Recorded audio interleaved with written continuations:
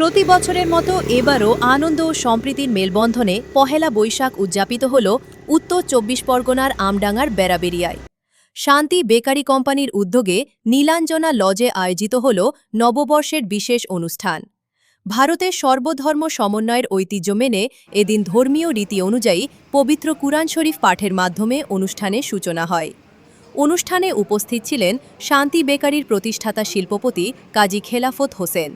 তার সঙ্গে ছিলেন সুযোগ্য সন্তান কাজী নেয়ামতুল্লাহ, কাজী রহমাতুল্লাহ, কাজী সাদ্দাম হোসেন, কাজী আজহার উদ্দিন ও কাজী গিয়াস উদ্দিন। এছাড়াও উপস্থিত ছিলেন স্থানীয় পঞ্চায়েত প্রধান হরিহর মণ্ডল, সমাজসেবী গিয়াস উদ্দিন খান ও সঞ্জয় সিং সহ বিশিষ্টজনেরা।